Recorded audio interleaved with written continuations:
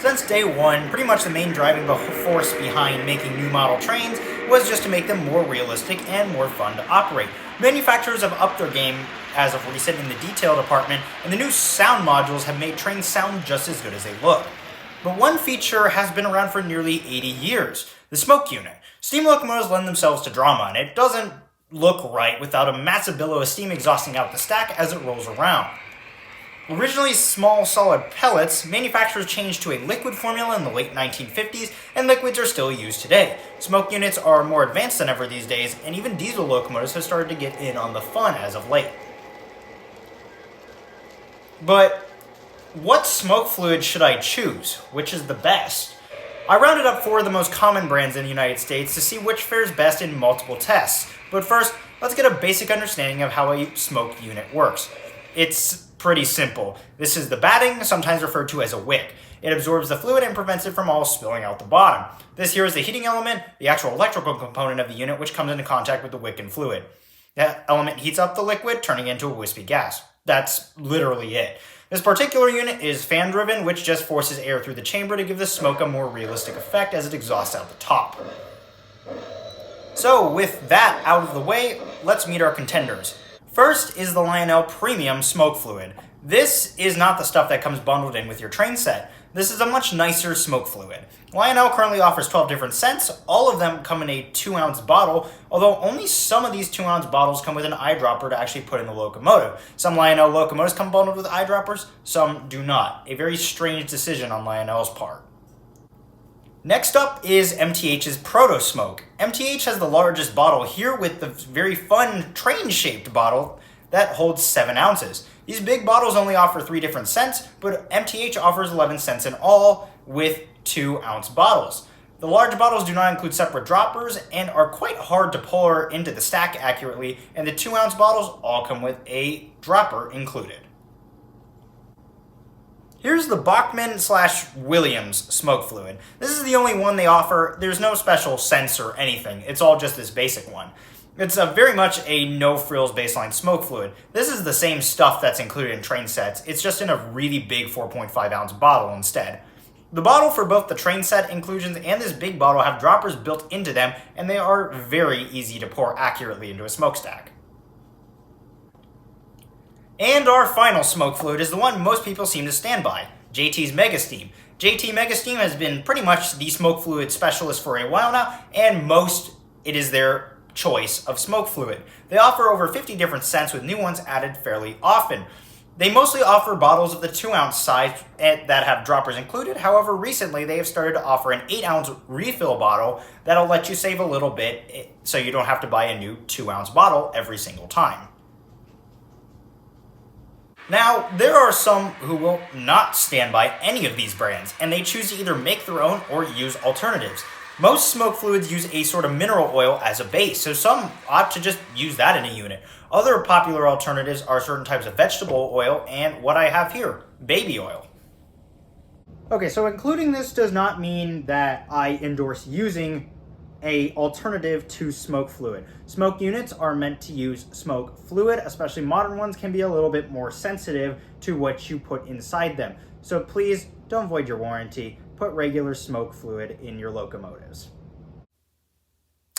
Anyway, here's a bottle of baby oil I bought at the grocery store. It's certainly a lot cheaper than any smoke fluid, mostly because it's a normal product intended for normal uses. I chose baby oil over the others because I like my locomotives, and baby oil has a significantly higher flash point than the others, meaning it is significantly less likely to catch fire. So, for my tests here, I have chosen all unscented fluids to keep the playing field even. And I'm going to test these on a few key areas.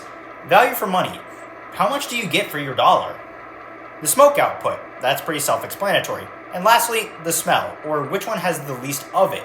And if they all smell, which one has the least toxic smell? The main goal with any test is to limit the amount of variables at play. The smoke unit will be cleaned between fluids. Every fluid will get 20 drops from the same dropper, the recommended amount for the locomotive I have chosen, and there will be a new smoke batting for each fluid so they will not cross-contaminate. We'll be using the same locomotive for all tests. The locomotive I chose is the Lionel Lion Chief Plus 726 Berkshire. It has a very good fan-driven smoke unit. It has a very easy body to remove to take care of that smoke unit, and I don't have to worry about the warranty since I've already voided it about 2 months ago. With the test criteria and the control variable set, let's get to it. Time for a montage.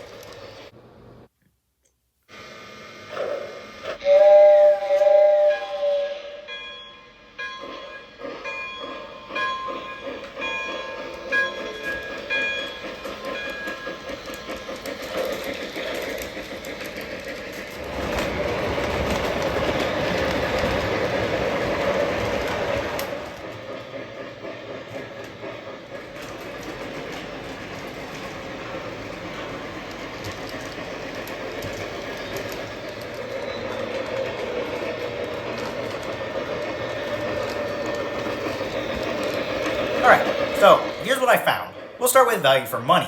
I found a store that carries all of our smoke fluid brands, and I've taken the prices from that store.